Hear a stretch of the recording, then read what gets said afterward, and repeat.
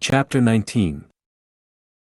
There is no use your telling me that you are going to be good, cried Lord Henry, dipping his white fingers into a red copper bowl filled with rose water. You are quite perfect. Pray, don't change. Dorian Gray shook his head. No, Harry, I have done too many dreadful things in my life.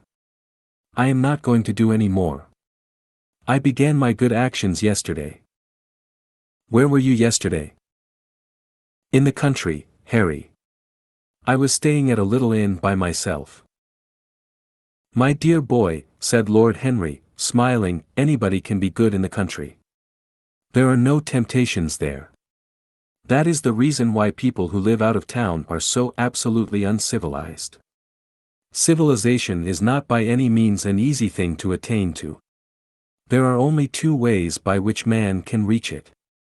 One is by being cultured, the other by being corrupt. Country people have no opportunity of being either, so they stagnate. Culture and corruption, echoed Dorian. I have known something of both. It seems terrible to me now that they should ever be found together. For I have a new ideal, Harry. I am going to alter. I think I have altered. You have not yet told me what your good action was. Or did you say you had done more than one? Asked his companion as he spilled into his plate a little crimson pyramid of seeded strawberries and, through a perforated, shell-shaped spoon, snowed white sugar upon them. I can tell you, Harry. It is not a story I could tell to anyone else. I spared somebody. It sounds vain, but you understand what I mean. She was quite beautiful and wonderfully like Sybil Vane. I think it was that which first attracted me to her. You remember Sybil, don't you? How long ago that seems. Well, Hetty was not one of our own class, of course. She was simply a girl in a village. But I really loved her. I am quite sure that I loved her. All during this wonderful May that we have been having, I used to run down and see her 2 or 3 times a week. Yesterday she met me in a little orchard. The apple blossoms kept tumbling down on her hair, and she was laughing. We were to have gone away together this morning at dawn. Suddenly I determined to leave her as flower-like as I had found her. I should think the novelty of the emotion must have given you a thrill of real pleasure, Dorian, interrupted Lord Henry. But I can finish your idyll for you. You gave her good advice and broke her heart. That was the beginning of your reformation. Harry, you are horrible. You mustn't say these dreadful things. Hetty's heart is not broken. Of course, she cried and all that. But there is no disgrace upon her. She can live, like Perdita, in her garden of mint and marigold. And weep over a faithless Florizel, said Lord Henry, laughing, as he leaned back in his chair. My dear Dorian, you have the most curiously boyish moods. Do you think this girl will ever be really content now with any one of her own rank? I suppose she will be married some day to a rough carter or a grinning ploughman. Well, the fact of having met you, and loved you, will teach her to despise her husband, and she will be wretched. From a moral point of view, I cannot say that I think much of your great renunciation. Even as a beginning, it is poor. Besides, how do you know that Hetty isn't floating at the present moment in some starlit mill pond, with lovely water lilies round her, like Ophelia? I can't bear this, Harry. You mock at everything, and then suggest the most serious tragedies. I am sorry I told you now. I don't care what you say to me. I know I was right in acting as I did. Poor Hetty. As I rode past the farm this morning, I saw her white face at the window, like a spray of jasmine. Don't let us talk about it any more, and don't try to persuade me that the first good action I have done for years, the first little bit of self-sacrifice I have ever known, is really a sort of sin. I want to be better. I am going to be better. Tell me something about yourself. What is going on in town? I have not been to the club for days. The people are still discussing poor Basil's disappearance. I should have thought they had got tired of that by this time, said Dorian, pouring himself out some wine and frowning slightly. My dear boy, they have only been talking about it for 6 weeks, and the British public are really not equal to the mental strain of having more than one topic every 3 months. They have been very fortunate lately. However, they have had my own divorce case and Alan Campbell's suicide. Now they have got the mysterious disappearance of an artist. Scotland Yard still insists that the man in the grey ulster who left for Paris by the midnight train on the 9th of November was poor Basil, and the French police declare that Basil never arrived in Paris at all. I suppose in about a fortnight we shall be told that he has been seen in San Francisco. It is an odd thing, but everyone who disappears is said to be seen at San Francisco. It must be a delightful city, and possess all the attractions of the next world. What do you think has happened to Basil? Asked Dorian, holding up his burgundy against the light and wondering how it was that he could discuss the matter so calmly. I have not the slightest idea. If Basil chooses to hide himself, it is no business of mine. If he is dead, I don't want to think about him. Death is the only thing that ever terrifies me. I hate it. Why? Said the younger man wearily. Because, said Lord Henry, passing beneath his nostrils the gilt trellis of an open vinaigrette box, one can survive everything nowadays except that. Death and vulgarity are the only 2 facts in the 19th century that one cannot explain away. Let us have our coffee in the music room, Dorian. You must play Chopin to me. The man with whom my wife ran away played Chopin exquisitely. Poor Victoria. I was very fond of her. The house is rather lonely without her. Of course, married life is merely a habit, a bad habit. But then one regrets the loss even of one's worst habits. Perhaps one regrets them the most. They are such an essential part of one's personality. Dorian said nothing, but rose from the table, and passing into the next room, sat down to the piano and let his fingers stray across the white and black ivory of the keys. After the coffee had been brought in, he stopped, and looking over at Lord Henry, said, Harry, did it ever occur to you that Basil was murdered? Lord Henry yawned. Basil was very popular, and always wore a Waterbury watch. Why should he have been murdered? He was not clever enough to have enemies. Of course, he had a wonderful genius for painting. But a man can paint like Velasquez and yet be as dull as possible. Basil was really rather dull. He only interested me once, and that was when he told me, years ago, that he had a wild adoration for you and that you were the dominant motive of his art. I was very fond of Basil, said Dorian with a note of sadness in his voice. But don't people say that he was murdered? Oh, some of the papers do. It does not seem to me to be at all probable. I know there are dreadful places in Paris, but Basil was not the sort of man to have gone to them. He had no curiosity. It was his chief defect. What would you say, Harry, if I told you that I had murdered Basil? Said the younger man. He watched him intently after he had spoken. I would say, my dear fellow, that you were posing for a character that doesn't suit you. All crime is vulgar, just as all vulgarity is crime. It is not in you, Dorian, to commit a murder. I am sorry if I hurt your vanity by saying so, but I assure you it is true. Crime belongs exclusively to the lower orders. I don't blame them in the smallest degree. I should fancy that crime was to them what art is to us, simply a method of procuring extraordinary sensations. A method of procuring sensations? Do you think, then, that a man who has once committed a murder could possibly do the same crime again? Don't tell me that. Oh. Anything becomes a pleasure if one does it too often, cried Lord Henry, laughing. That is one of the most important secrets of life. I should fancy, however, that murder is always a mistake. One should never do anything that one cannot talk about after dinner. But let us pass from poor Basil. I wish I could believe that he had come to such a really romantic end as you suggest, but I can't. I dare say he fell into the Seine off an omnibus and that the conductor hushed up the scandal. Yes, I should fancy that was his end. I see him lying now on his back under those dull green waters, with the heavy barges floating over him and long weeds catching in his hair. Do you know, I don't think he would have done much more good work. During the last 10 years his painting had gone off very much.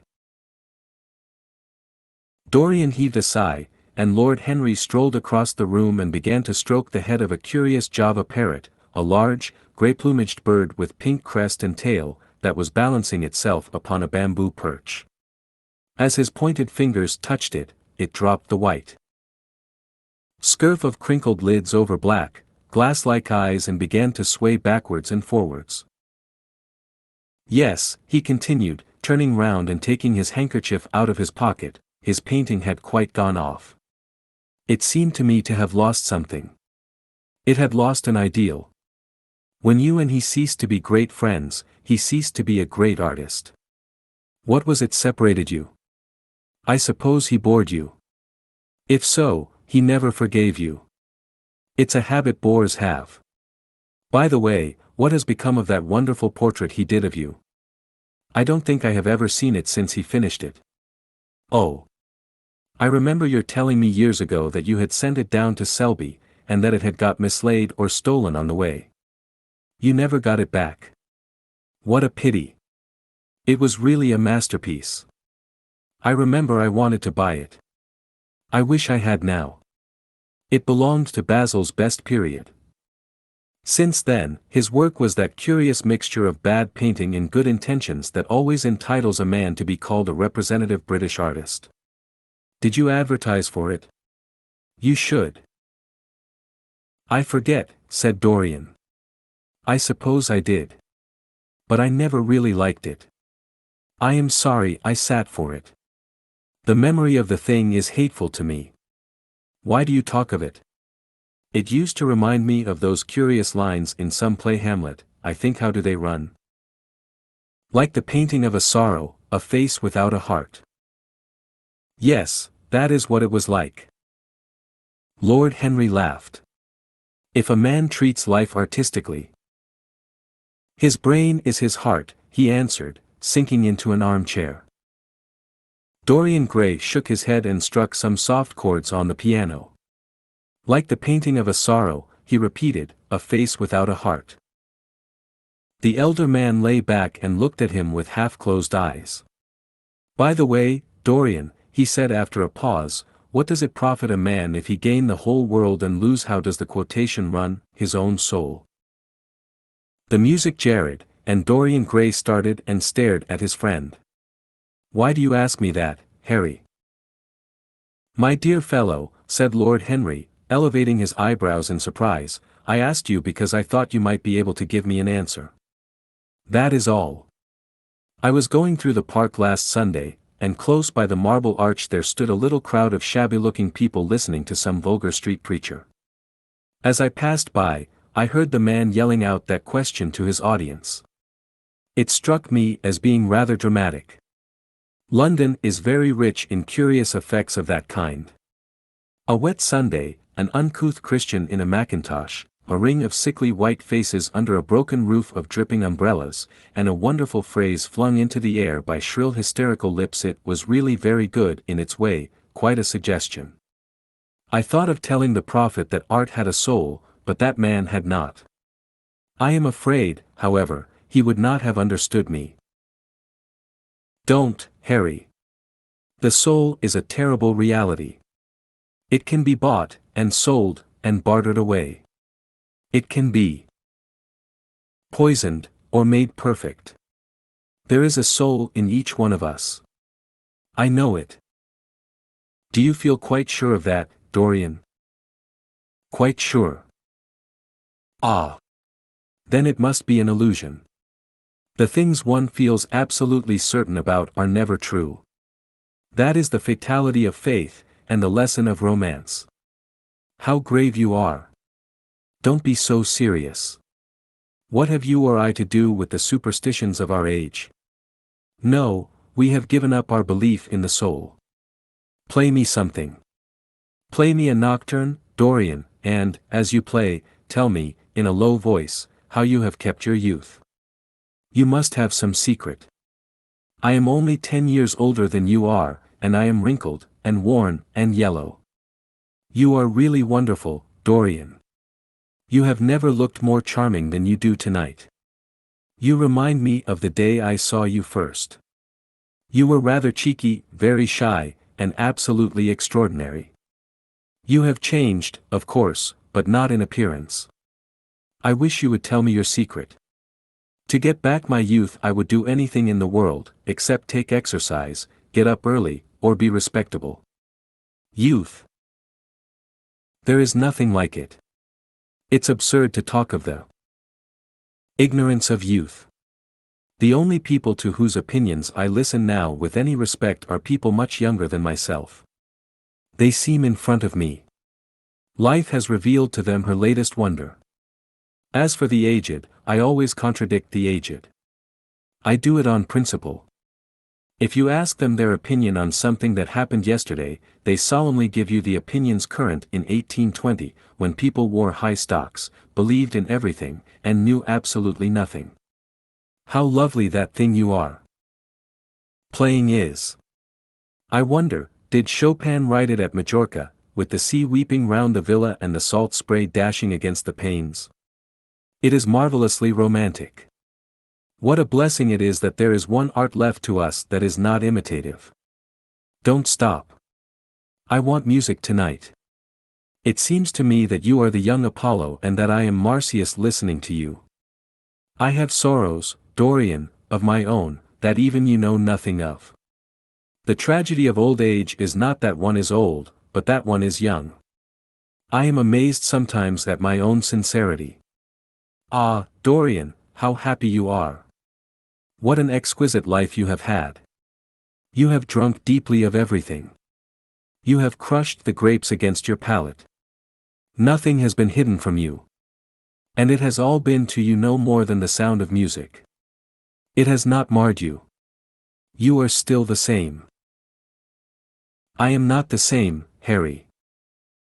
Yes, you are the same. I wonder what the rest of your life will be. Don't spoil it by renunciations. At present you are a perfect type. Don't make yourself incomplete. You are quite flawless now. You need not shake your head, you know you are. Besides, Dorian, don't deceive yourself. Life is not governed by will or intention. Life is a question of nerves, and fibers, and slowly built-up cells in which thought hides itself and passion has its dreams. You may fancy yourself safe and think yourself strong. But a chance tone of color in a room or a morning sky, a particular perfume that you had once loved and that brings subtle memories with it, a line from a forgotten poem that you had come across again, a cadence from a piece of music that you had ceased to play. I tell you, Dorian, that it is on things like these that our lives depend. Browning writes about that somewhere, but our own senses will imagine them for us. There are moments when the odor of _Lillis Blanc passes suddenly across me, and I have to live the strangest month of my life over again. I wish I could change places with you, Dorian. The world has cried out against us both, but it has always worshipped you. It always will worship you. You are the type of what the age is searching for, and what it is afraid it has found. I am so glad that you have never done anything, never carved a statue, or painted a picture, or produced anything outside of yourself. Life has been your art. You have set yourself to music. Your days are your sonnets. Dorian rose up from the piano and passed his hand through his hair. Yes, life has been exquisite, he murmured, but I am not going to have the same life, Harry. And you must not say these extravagant things to me. You don't know everything about me. I think that if you did, even you would turn from me. You laugh. Don't laugh. Why have you stopped playing, Dorian? Go back and give me the nocturne over again. Look at that great, honey-colored moon that hangs in the dusky air. She is waiting for you to charm her, and if you play she will come closer to the earth. You won't? Let us go to the club, then. It has been a charming evening, and we must end it charmingly.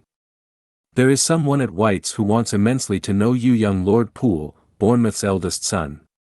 He has already copied your neckties, and has begged me to introduce him to you.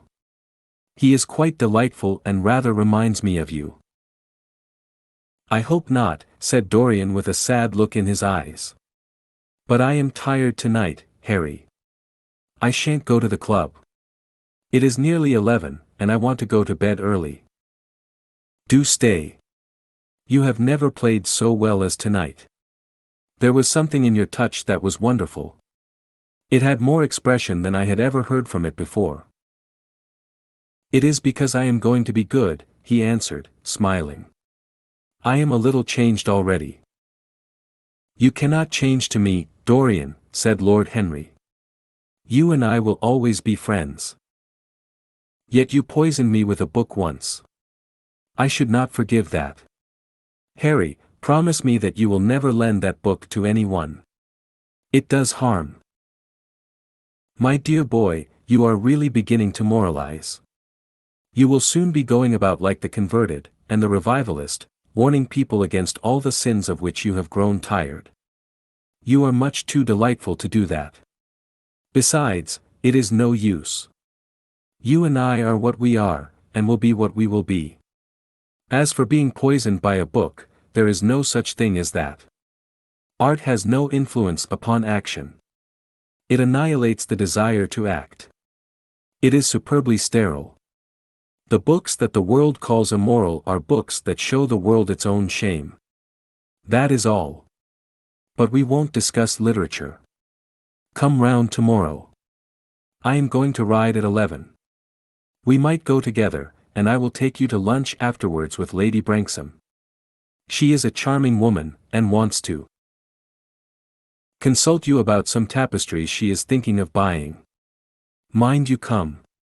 Or shall we lunch with our little Duchess? She says she never sees you now. Perhaps you are tired of Gladys? I thought you would be. Her clever tongue gets on one's nerves. Well, in any case, be here at 11. Must I really come, Harry? Certainly. The park is quite lovely now. I don't think there have been such lilacs since the year I met you. Very well. I shall be here at 11, said Dorian. Good night, Harry. As he reached the door, he hesitated for a moment, as if he had something more to say. Then he sighed and went out. Thank you for watching. We are dedicated to curating literature into some of the best read-along audiobooks anywhere. Please support the channel by clicking like and subscribe. As our supporters grow, we will be able to improve the quality of our publications, add better voices, and make more great books available to our viewers. If you have any requests, feel free to message us anytime. ultimateaudiobooks.com